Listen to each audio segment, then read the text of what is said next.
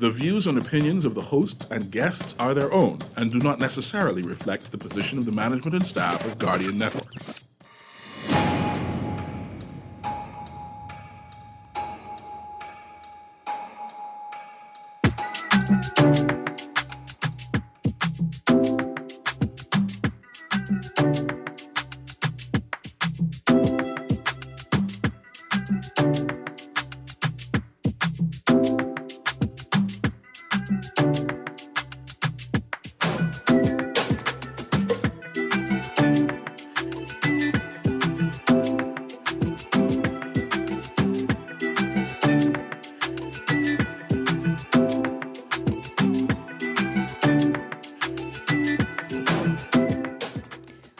Good morning and welcome back to Guardian Radio 96.9 FM, your station for fresh news, smart talk all day. It is Monday, the 16th of August, 2021, and you are on the clock with Erin, Greene, and my guest co-host, Mr. Darwin Miguel Thompson. Good morning, Mr. Thompson. Good morning. On the clock, we engage organizations, institutions, social and cultural leaders, and ordinary people to better understand the impact of public policy, private sector development, and emerging social and consumer trends. On the clock, we have conversations that help us understand and navigate a rapidly changing Bahamas. Today's show is brought to you by the Department of Inland Revenue. Before we get into the show, let me tell you about the Real Property Tax Forgiveness Program. Save on your real property tax. Bahamian property owners can now take advantage of waivers on their real property tax in one of two ways. 1, bring your account to zero. 2, get a payment plan. This offer ends August 31st, 2021.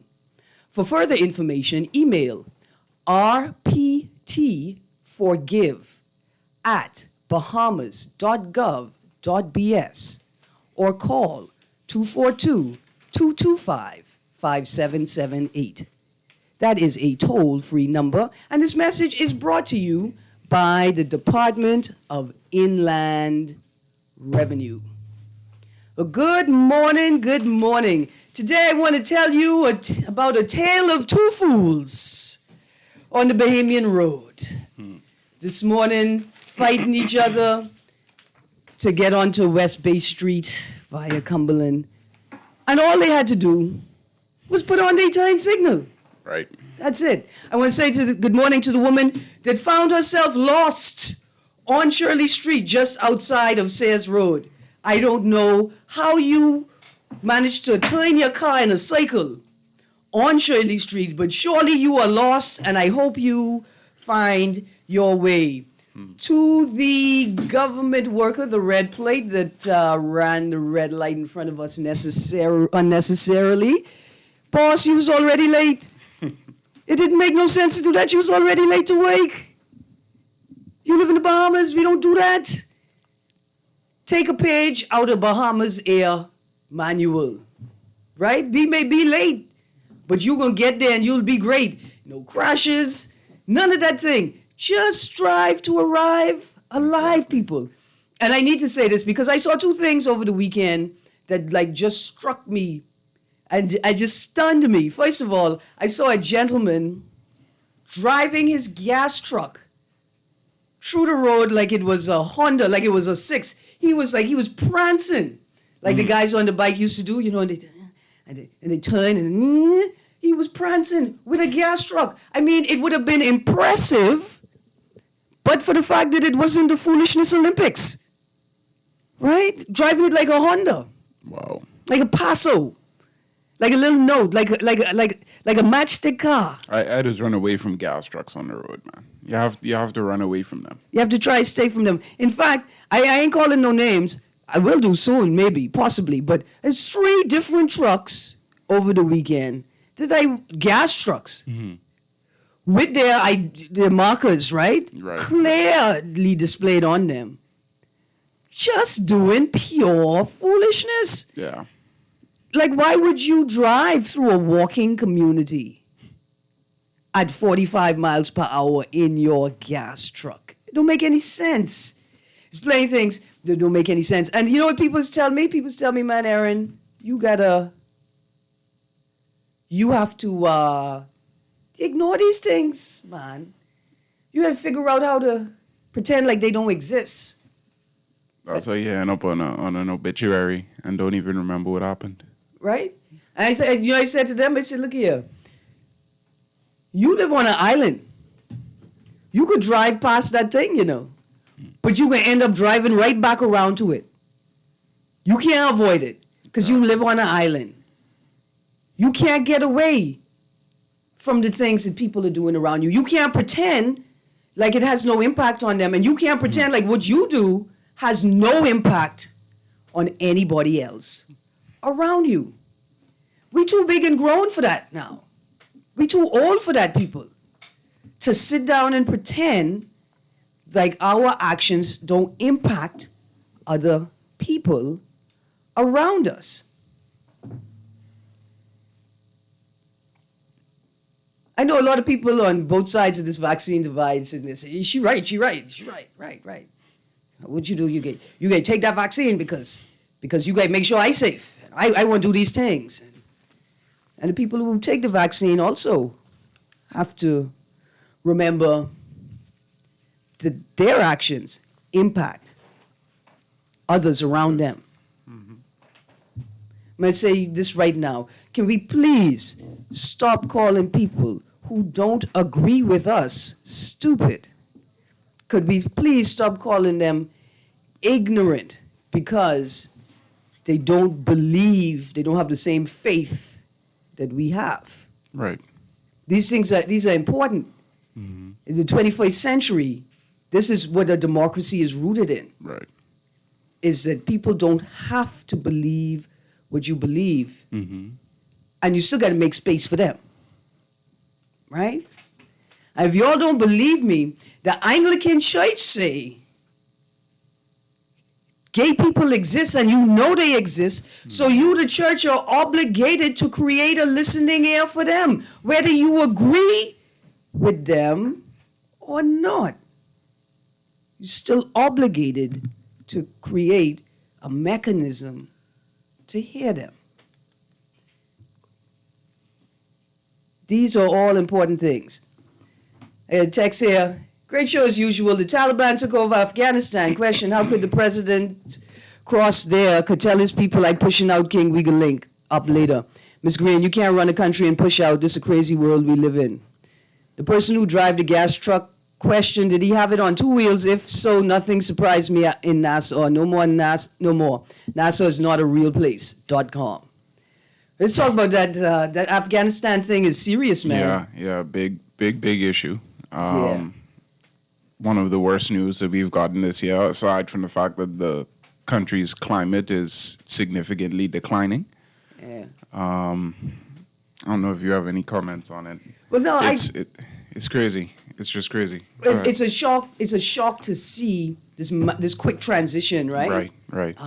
I listened to an interview last night with an activist, who was really right in the moment, thinking through their next steps. What do we do now? Exactly. And she very plainly shared that there's this great concern and fear of what will become of her for joining the sort of U.S. Fight for freedom and democracy in Afghanistan. It's rough. And hopefully in this next couple of weeks we could bring someone on who is more familiar with the politics and the foreign policy, to delve through it. Because what I've seen is news coming from the West.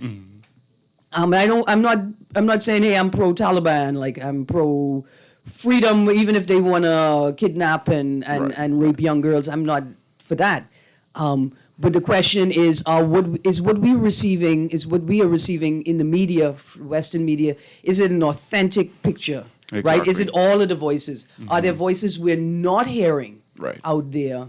That, like a voice that may say, look here, this is not necessarily the direction we wanted to move in. We wanted a balance of these ideas, some more Western, or some ideas of freedom and liberalism combined with retaining our culture. It's interesting. So I want to get some more info on that. There's a lot of interesting stuff in the news today, but what I wanted to talk about today is what has happened in Haiti Yes. over the weekend. And we had another massive earthquake in Haiti, I think 7.2. Yes. And I've invited Mr. Louis Georges to join us this morning to give us some information, give us the details of where it hit, the impact, and let's talk about the relief and recovery effort, and then talk about some intersecting issues Right. with the earthquake. Good morning, Mr. Georges. Are you there?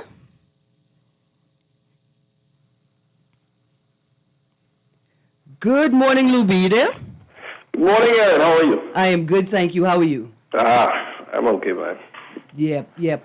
We start off by sending condolences to the people of Haiti, to the people who died during the storm, and to their families, and to Bahamians who have family members Right. in Haiti, to Haitians living in the Bahamas who may have lost family members, but to all Haitians living in the Bahamas whose country, has suffered this unbelievable natural disaster. Yeah, Erin. Yet again, it's like Haiti can't ever seem to catch a break. You're just about a month or so removed from the assassination of the president. Yeah. The earthquake just happened on Saturday, and now it seems tropical depression Grace. Yeah.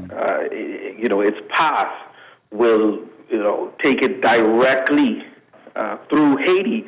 And what's sad at this point, Haiti's a, pretty big island nation compared to us and a few others. But however, the path or trajectory of the coming storm takes it directly to the southern departments of Haiti, where the earthquake happened. And so, this is a double whammy within a few days now for the persons living in those southern departments of Gadas and Nips of Haiti. And so, just like you, I'd like to express my condolences to the entire diaspora myself. Yeah, man, absolutely. So let me ask you a question. Does the state have the capacity to evacuate people from that area in the same way that the Cuban government does?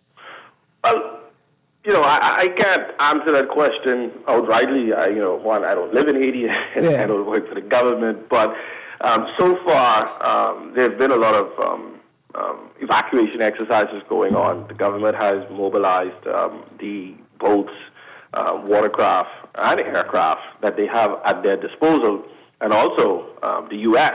government would have immediately sent in Coast Guard with a few helicopters, and so evacuation exercises have been ongoing since Saturday. Absolutely. One of the, a number of the videos and images I saw on the weekend showed flooded streets. And I saw a couple of conversations. And I read that water was from ruptured water mains in that area. Yeah. So is water one of the big things on the list for relief support? Oh, yeah, most definitely. Water is. Everywhere you look, and, the press conferences that have been happening with the Department of Civil Protection and also the Prime Minister of Haiti, they've been talking about water being an essential item at this time. What I like right now is that the government seems to really want to take control of the response to this disaster. They've been mentioning 2010, the earthquake of 2010, and NGOs and organizations and countries and persons were just coming in and bringing in what they want, what they felt like bringing in. It was not a coordinated type of event, and so they're trying to coordinate a bit more now and are asking organizations and even countries that want to bring relief to get in contact with them and so that you can go by the checklist that the government and the Department of Civil Protection has in place. Absolutely. Does it make sense for efforts in the Bahamas for us to try and send water to Haiti? Of course, it does make sense. It does make sense, but again, the coordination is what is going to be the major issue here. Yeah. The part of Haiti that was hit, it is rare that you would find Haitians in the Bahamas that are from that particular area, are from the south. Okay. We have, in the majority in the Bahamas, Haitians that migrate from the north. This is, and the place that the epicenter of the earthquake the other day, if you're driving from the north or northwestern department, you're talking about maybe a day and a half, almost 2 days of just driving to get to this area. That's how far it is. Yeah. And so there is a major disconnect between, those persons. Haitians, yeah, but it's rare that you would find the Haitians from that particular area or department migrating to the Bahamas, and so that is going to cause the coordinations to be just a little bit harder. Now, it doesn't mean that it's impossible, because we do have the Haitian embassy here. You do have, for example, the Haitian League of Pastors, whom of course are connected with churches and other organizations in Haiti, and I'm almost certain that the U.S. Embassy may be able to give some information on how maybe we can get some things to Haiti. And of course, our government is here. Mind you, we would have shut down our embassy in Haiti a few weeks ago, right. After the assassination of the president. And so I'm not sure if we have personnel down there that can assist with such coordination. But, again, it's not impossible. But I do think that something should be done, or we should start. If your heart leads you, then I think we should start looking into what can be done. In fact, I was just, a few minutes before calling in, I was just contacted by an individual whom I think is connected to a few organizations here, and is asking, has any efforts begun as yet, to gather items or relief items that can be sent to Haiti? Mm-hmm. Absolutely. Yep. Sure. So Luby, I just have a quick question. I hope all is well, buddy. With the recent travel ban set in place between the Bahamas and Haiti, apparently to stem the COVID-19 situation and to prevent any further spread, do you find that may hinder some of the aid and movement of persons freely between the two countries, to be able to provide not only aid but also where persons can go and actually volunteer to be themselves the aid provided to others? Of course.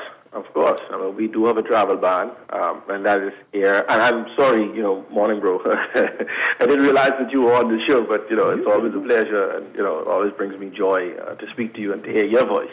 Yes, but yeah, the travel ban is for air and sea, and so should there be some relief efforts that are carried out at the moment, how are you going to get these items to Haiti? That remains the bigger question now. Right. And again, as you said, what if there's an organization, that is ready and willing to send, personnel that can assist? How is that going to happen? Mm-hmm. You have civic organizations, Bahamian and otherwise, and in the Haitian community that have volunteers, that have some capacity. Maybe they're interested in going. Exactly. How's that going to happen? It is impossible at this time due to the travel ban. Absolutely. Wow. Just a sort of coincidental question. I know that we import a lot of produce from Haiti also. Would the earthquake have impacted the areas where we are typically importing produce from? I'm not sure if we are importing produce from Haiti. Mind you, I do know that we, in 2014 or 15, we would have signed about 3 agreements, maritime, commerce, agriculture, with Haiti. Mm-hmm. I don't think it was those agreements were ever ratified, though, in the Haitian parliament. And those are, it was a line item and something that was on the agenda for the late president, but I don't think it ever got through. And so I'm not sure if we've been doing it with Haiti. Mind you, though, you do have, the boats that would that between small Haiti scale and the Bahamas at Port of Ski that do bring in, a few items that they would have to declare, obviously, in Inagua before traversing on up through the channels and to Nassau, Abaco, and maybe Grand Bahama. So if we were, then yes, because again, the travel ban is for air and sea. Now, is there a website or a site where we could find a list of regional, like Caribbean and Americas, NGOs that are doing recovery and relief work in Haiti? So, given the bureaucracy, the sort of travel bans between the Bahamas and Haiti, maybe I have $50, maybe I have $5 that I can give to an organization that will then direct that money to Haiti. Is there a list of NGOs doing that type of work? I've never come across that coordinates NGO list right now for efforts and for work being carried out in Haiti. Obviously, individual organizations will have their platforms and their sites. So for persons in the Bahamas, I would say, give the embassy a call. Right. I would say give the embassy a call. That would be the first, my first instincts, based on all of the dynamics that we have going on at this moment. I would say give the embassy a call. Right, and I'm just thinking that I know we're all we're all burdened with the weight of the pandemic, and the weight of our regular lives. But it may be easier, if I just slip some money in an envelope and I can give it to somebody and I know that it's going to go towards the cause. Right. Is the embassy a good place to do that? Well, or the embassy will direct us to the right mechanism to do that? Right. I don't think the embassy has a mechanism in place to receive funds from the general public at this time. But to your latter point, yeah, I think they would be the best persons to contact to be directed. You do have, though, the diaspora groups in Miami that are very active. Places like New York and Boston, they are very active, and I respect the efforts of the Haitian associations that you would find in South Florida. Maybe you can look up a few of those. But there's this group called the Haitian American. Very popular Facebook page. If you go on Facebook right now and just type Haitian American, and their page should be the very first one that pops up. Very popular, and they are very active. In times of emergency in the past, they've always organized themselves, and I do have a few point of contacts for that organization, and I do trust them because we've been able to see the transparency in what they're doing. Absolutely. That's great. That's great. I've got a text here for you. It's a bit of a contentious text. Mr. Georges, do you know if the Haitian Bahamians in the Bahamas have a heart, or so you guys are millionaires, ? Why don't you do more to help your people in Haiti? But when an individual says something like that, why don't you do more? It sounds to me as if they know already what efforts are being made to help people in Haiti. And you're talking about, because they mentioned one category of persons who are part of or make up the diaspora, Bahamians of Haitian descent. Well, those individuals like myself, we are Bahamians. We are Bahamian first. We live in the Bahamas. How much more, other than probably sending over some funds, can we do? We don't live there, and so we help with the school fees. We help with the medical bills. We help with the homes. We help with starting businesses. But what others need to do is to do some more researching and to see how, and understand how imperialism, it has a stranglehold on the place. Yeah. And so you really think that Haitians want to leave Haiti. Yeah. I've never met a Haitian that, wanted to leave Haiti. The situations there pushed them, and the situation in a place like the Bahamas or maybe the United States, economic and job opportunities pulled them towards us. Why aren't they clamming to go to other countries as opposed to here at the United States? It's because of opportunity. Yeah, and proximity. And not proximity, yes, too far from home. Location plays a big role in it. And so, you have a country that is close to you and is prosperous and offers opportunities. But yet at home, virtually opportunities do not. Yeah. Just let me take a moment, look at these texts. I got to say, to the texter with the last three digits, 999, your text was too large. You need to break it in two parts and send it back. I want you to send it because it looked like it could be a good one. Another text here, Luby. The texter went on, sent another text to say, I believe the Haitian in America helps more than the Haitians in the Bahamas with their people in Haiti. And I wanted to say to that texter that one of the things you may find here is that a lot of people don't know that they are of Haitian descent, right? For a number of reasons. But one is because the parents try to protect you from the stigma that they experienced, right, being of Haitian descent. And they want to prevent that from happening to you. So they erase all of your Haitian heritage, all of the visible parts of it. They make sure you speak Bahamian Standard English and British Standard English. And they pinch the Creole out of you. The same way, my people would have tried to pinch the Bahamian dialect out of me. Yeah. Yeah, no, Erin, you're spot on. And then I would add to that, let us put things in proper perspective and look at the country context. The Bahamas, we're not the United States. Yeah. All right? Those persons, the American of Haitian descent, from the day they were born, they were American. And so all of the opportunities for success, everything that is that is offered in that country is at their disposal. Right. Yeah. Here in the Bahamas, the barriers and the loops and the rings of fire that one has to jump through in order to be sworn in as a Bahamian citizen in the country that you were born. I have people right now that are having issues with getting a simple police record to be able to satisfy the application process at the Department of Immigration right now.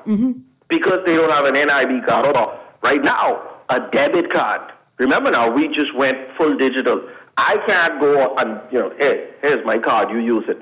I have an account now on the government websites, the My Gateway stuff. Yeah. I have an account. I can go on that and, apply for a police record, with ease.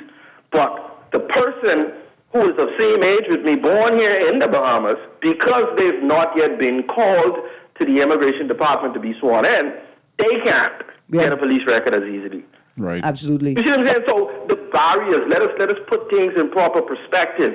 The Haitian community in South Florida is well established. It is vast. They've been around longer maybe than the Haitian community here in the Bahamas. They've had more opportunities for a longer period than the Haitians here in the Bahamas. And so naturally, of course, they would be in a better position to do more. Exactly. Yeah, absolutely. I got a bunch of texts here. Caller, hold the line for a minute. We're going to get right to you. First says, morning, how can Haiti get the real help? Because from 2010, nothing seems to be done. People who need the help not getting it. Another text says, ifrc.org. That's the International Federation of the Red Cross. Yep. They will accept donations, and you can specify where you want donations to go. That's ifrc.org. And if you don't have internet access, call the local Red Cross and get a number, right? Or call them, and they will direct you to the proper process for making donations. Another text here, texter, you sent That's it. some good information. Yeah, you sent it again. It's still the same size. You got to break it down into 2 parts or maybe 3 or 4 parts. Texter. Another text here, Mr. George, what's up with that less than 0. Okay, this person is asking about the low vaccination rates in, get to that in a minute. Another text, Erin, Haiti has gotten $13 billion from 2010 after the hurricane, mostly from the U.S. They are so corrupt, they have nothing to show for it. We can't help them if they blew $13 billion. Did you know, Erin? Okay. I did some. I came across some information some time ago following that earthquake, and when all of these numbers have been thrown around, and a lot of the monies that were pledged or committed to Haiti and the relief efforts went in a circular motion and ended up back in the economies of the countries that sent those monies. Yeah. All right? Because they would have, been in charge of, which organizations and volunteers and personnel from their countries that are going to Haiti to assist. And a lot of that went on the same people from the same countries. And so, you may not have seen the money value in terms of, infrastructure or businesses popping up and otherwise. But, let us not be fooled into thinking that, $13 billion here, Haitian government, hold on to this $13 billion. No, it didn't happen like that. Yeah. And I'm going to take this call, and then we're going to delve into that a bit more. Caller, you're on the clock. Good morning, Miss Greene. How you doing? Good morning. Sorry it take me so long, Sparky. That's all right. Just give me a little bit more than 30 seconds. Yes, sir. Okay, first of all, very sorry, Louis George, very sorry to hear what happened to people in Afghanistan, as well as Haiti. Mm-hmm. I am very sorry to think people who in despair. All around the world, people going through hell and high water. If you check the news, and I watch a lot of international news. It's not just Haiti. It's not Afghanistan. If you look all over the world, people protesting, people going through hell. Earthquakes here, floods here, hurricanes there. God is doing what God got to do, and not a man or child can stop God from doing what he want to do. Absolutely. Okay? Yes, so sir. The thing is, what I'm saying with Louis George, he was talking about the opportunities afforded in America. Now let's go down to be talking the truth. Before you leave Haiti in the rickety boat, you know that the laws that apply in America don't apply in the Bahamas. Now, When you left Haiti, you know you have broken the law of the Bahamas. First stop. You know in the Bahamas that if you're born here, you're not automatically abandoned. You know that. Now, Sparky, we don't know that. We don't know that. In fact, the law is just challenged, right? The law is just challenged to say if you have one Bahamian parent, you're Bahamian. And there's plenty challenge to the interpretation of those provisions in the Constitution. Mm-hmm. And you know something? Sparky's way of thinking is the exact same. Your children cannot be or won't be given automatic Bahamian citizenship. Shawnee is a Bahamian. What's the issue with that, Sparky? Her children won't then be given citizenship automatically because she's married to a foreign man. If she has the children abroad. Right. If she doesn't have them in the Bahamas. If she doesn't have them here. Yeah, and Sparky, what's illegal and what's not illegal? So we like to talk about this, what's illegal and what's not illegal. Do you know that in Haiti, Mr. Luby, you still there? Good. Luby, you there, right? Yeah, Awesome. I don't know what happened. Yeah, you don't watch that. It's probably me. Probably, I think I run hot and everything went haywire. Don't watch that. But you could imagine in Haiti, right immediately after, shortly after the earthquake, the people in Haiti are agitating for a wage increase, and they want to increase the minimum wage. They want to double it. Now, you imagine the people will fall out. They cheer in the Bahamas if you say you want double the minimum. But they wanted to take the minimum wage from something like 31 cents, US cents a day, to 62 US cents a day.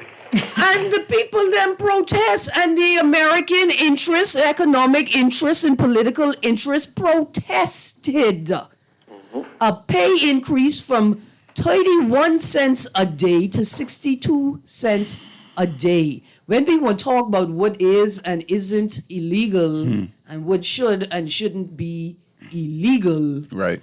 I know plenty things we could add to that list. Right. And I think it's also important, Erin, to consider the Bahamas' future when it comes to climate change and the fact that very soon, Sparky, unfortunately, we're not sure if you'll be able to see that kind of thing happen, but very soon there will be a period where Bahamians will not have a place to live because the ocean is rising.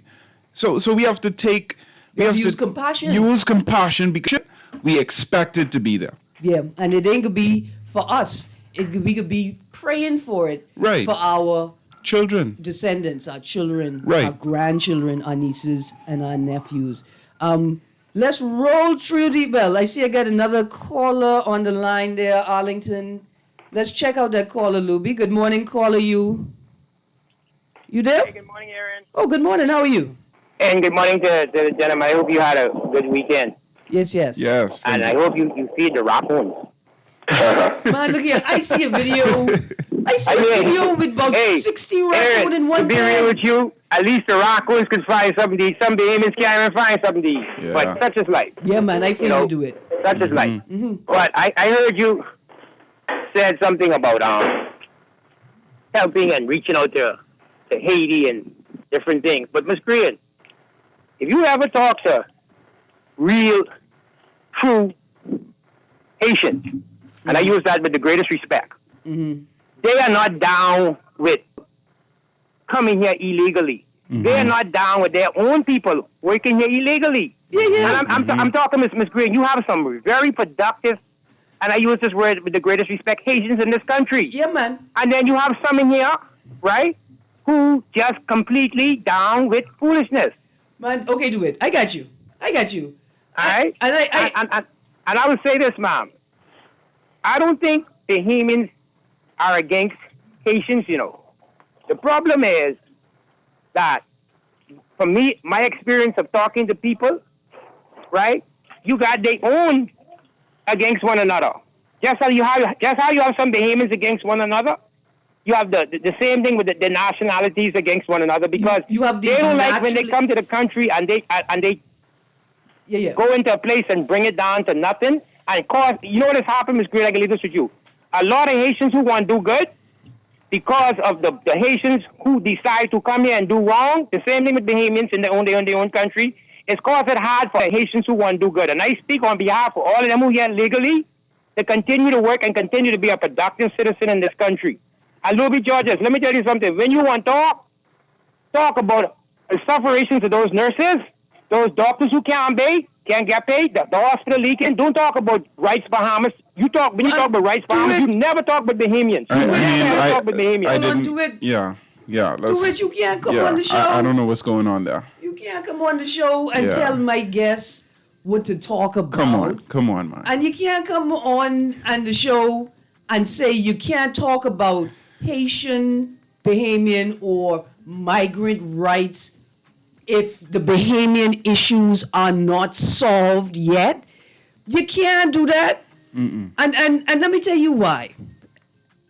Because at the end of the day, you are all putting the blame in the wrong place. You are falling prey to the trap. Effective. It works because you keep getting distracted by the scam. It is not the Haitians' fault that your hospital is not functioning. It is not the illegal migrant, like y'all like to call them, when really the word is undocumented.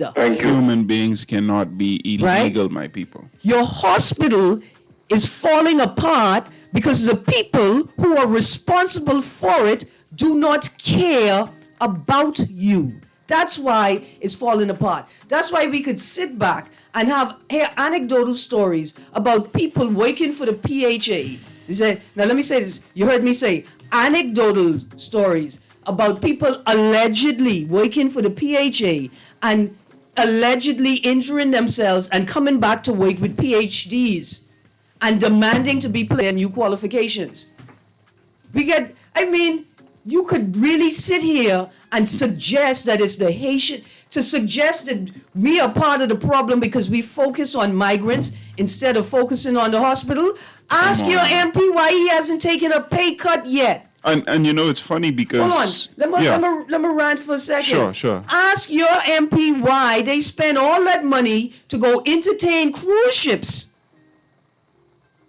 but couldn't fix the air conditioning system in a hospital in the middle of a respiratory pandemic.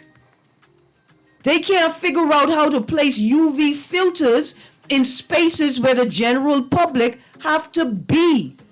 They couldn't figure out how to get PPE to frontline staff. But you think the problem is that some of us are too focused on the migrant in the country? Do you know how many of those migrants are keeping your country afloat and running? Who are working for money that you refuse to do the things that they know need to be done for regular Bahamians to survive? Dang. Man, listen. It would be disrespectful of me to talk about the hardship I have experienced in my own country with the expectation that people who get paid to do their job would do it. It would be disgraceful because I only get talking about getting stalked for 3 years and having the police tell me that the phone company say it ain't really serious enough for us to look into it. Right? That's a small thing compared to people who have been waiting for decades to be regularized, and every time they go there, somebody tell them, we can't find the paper. We can't find the paper, miss. They not in the office, miss. So anyway, that's another $2,000 they have to go find. Absolutely. Listen, Louis, we're going to take a break. Because my producer was showing me it's time. We're going to take a break, and when we get back in, we're going to finish off these texts, and then we're going to repeat all of the information that you shared with us earlier about the best ways to direct and the top list of things that people would necessarily need in this relief and recovery effort. You tuned into 96.9 FM. You're on the hot clock with Erin Greene. We'll be right back.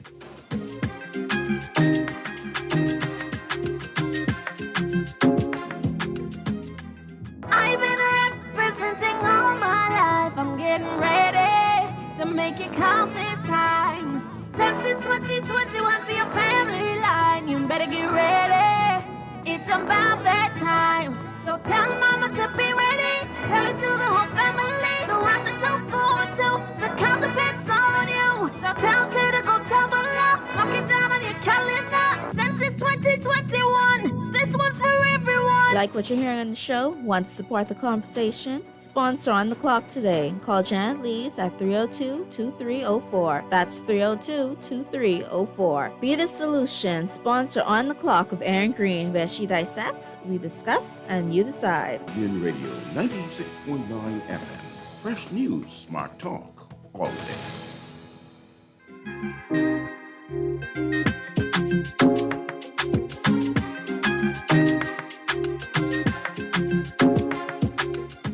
Good morning and welcome back to Guardian Radio 96.9 FM, your station for fresh news, smart talk all day, and a little tiny bit of running hot. And most people will say, man, Erin, you need to express these sentiments in a far more calm and even tone and fashion. Nah, it's 2021. It's 2021, people. We have to move beyond these petty principles propped up by a imperialist nationalism that we barely understand. Mm-hmm. I got a text here that says, I want to read this one first. You all like to take up for these foreigners, these people biggity. Man, I remember when that character trait, like, yes, we small, but we talawa, right? Mm-hmm. Yes, we biggity because we had to be biggity. We tough. Because we had to be tough in the face of political circumstances. Okay, another text says, jokes, Haitians send millions of dollars to Haiti from this country annually, but they refuse to pay $10 registration at the hospital. Their contribution to our economy is very minimal. When they purchase land, build houses, then I might say they're contributing significantly to the Bahamas. Okay. I just have a quick, some numbers that I want to throw out there. So in 2019, I actually did a report on this while I was at Iowa with Luby. And in 2019, there was about $1 million or so exported from country. That was sent to other countries for what we call remittances. Yeah. Guess how much came back to the Bahamas? How much? $3 million. So out of the country came $1 million, into the country came $3 million. Just let me know where in there you find any kind of a gap or where the Bahamas is lacking. Where can we find that study?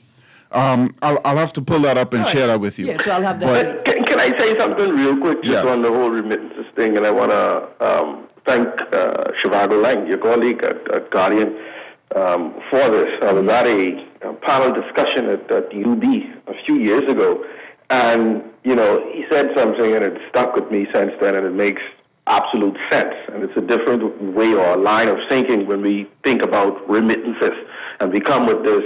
Well, the Haitians are working and they're taking the money and putting it out of the country. Well, the key in there is this: they're working for that money, right? It's not being stolen, and the Bahamas receives equal value through their labor for that money. Exactly. So they earned that money. And but the more Bahamas, instances. here in the Bahamas, remains equal value for that money for Bahamians and others to enjoy. Exactly. You work on a construction site. That house that was built, that this Haitian was probably a helper or a laborer on, that house remains here in the Bahamas. Yeah. We're going to continuously gain from that house the taxes, the utility bills that now have to be attached, the protection for the Bahamian family probably that has to live in this house now. Yeah. And so we gain equal value, if not more value, for that $200 or so a week that this individual is being paid. And if he decides, because his wife and he has a few kids back home, to send 150 out of that and keeps a little portion for himself. And that portion that stays here, that individual is still a consumer. Yeah. And so he still has to spend that money here. So, this idea of persons coming in, taking, and sending it out, it's just a fallacy. Exactly. So I got another text here. I'm going to try. I got a ton of texts, guys, so I'm going to just try to read through them. Another text says, morning, international laws say all children take on the citizenship of their mother. Children born to two Haitian people in this country are Haitian. Yeah, let me read the rest of the text. The Haitian Constitution says children born to Haitians anywhere in the world are Haitians. Speak truth, Erin, praying for Haiti. Let me just say that you don't understand how statelessness works. So, two people who were born in Haiti come to the Bahamas. They have a child. The child is not eligible for Bahamian status. That child will be Haitian because the child's parents were born in Haiti. That child becomes a Haitian by virtue of the fact that their parents were born in Haiti. That child now was not born in Haiti.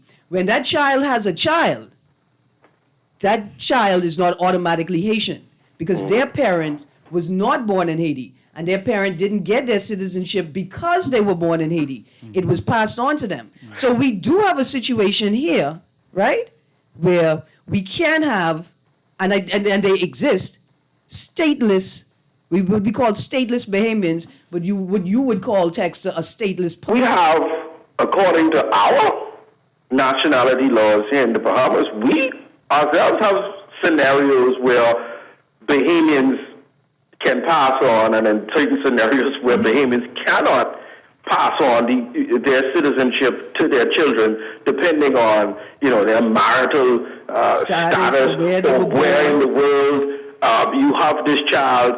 The different nationality of person and where that person is at the time with yourself. We have so many scenarios within our own nationality laws where we can or cannot pass on our nationality. And so I don't understand why would it be so difficult for persons to understand that maybe within other countries' nationality laws there are restrictions. Yeah, it's a bias that we have to work through. So look, guys, I got to read through these texts. Hi, Erin. My soul cries out for the Haitian people. Their president just got assassinated, and I don't hear a global outcry. If that was a U.S. president, there would be war. Well, I think many people think we are at war. I mean, don't respond to that, Luby. That's just me thinking out loud. The text finally came in. Erin, prayers and condolences to the people of Haiti. Luby said that evacuations have started, and are they being evacuated to other parts of Haiti or to different countries? Other parts of Haiti. Thank you. Yes, Ms. Greene, you are absolutely correct. I'm in my 40s. I just found out a few years ago that my father's great-grandfather was a Haitian. I felt so bad when I learned of this because most of my younger years, I was one of those persons that used to discriminate against them. I mean us. Another text, what is a real, true Haitian? The government have to help Haiti on what the young people call on the low, because if they publicize their aid, civil servants will want their money owed to them. I mean, and we are part of CARICOM, eh? Right. And there are some, agreements that we sign on to just by virtue of being a part of CARICOM. And newsflash, because Haiti is a CARICOM nation itself, during the response to Hurricane Dorian that affected Haiti, also donated to the Bahamas. Absolutely. Thank you very much. Another text said, good morning, Erin. One of the safest conduits available to Bahamians and residents who wish to offer financial aid to Haiti is through Rotary International. Mr. Barry Rassin, Mr. Charles Seeley, and Mr. Felix Stubbs.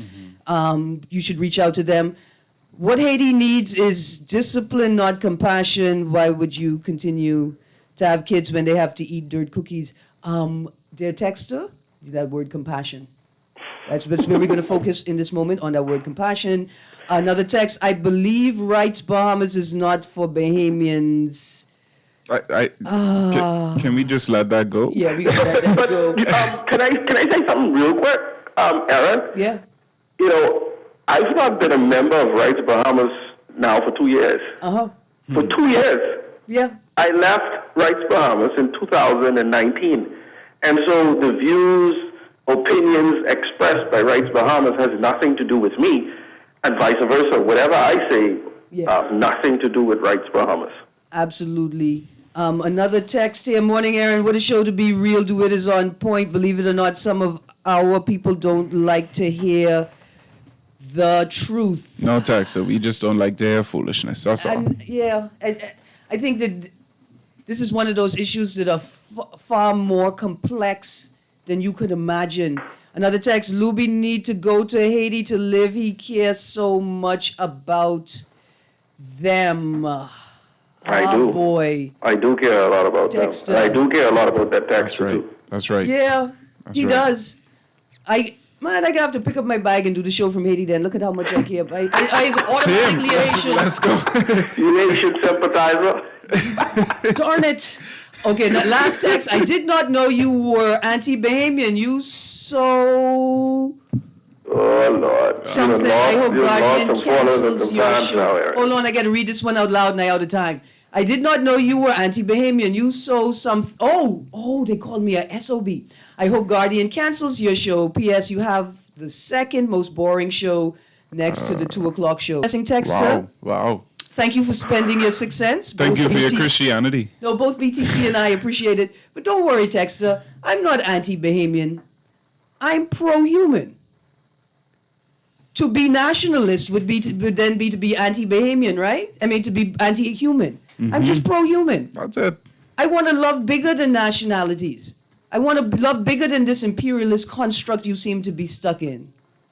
Another text said, think you need to do a history of the Bahamas and Haiti. Yes, Texter, thank you. Yeah. The perfect way to end the show. Yes. There was a wonderful presentation at the 2003 College of the Bahamas Symposium. I'm waiting to pick up my copy of the booklet. And a presentation on the history of the Bahamas and Haiti. It was the most enlightening thing I've ever heard. I hope I could get a copy of that speech to present to you here on the show soon. Thank you for staying tuned into the conversation. Thank you for filling the text line with your contributions. Thank you for tolerating the fire. It is 11 a.m. Levon Millen Unleashed is up next. Have a great day, Bahamas, and remember to love somebody. Love everybody.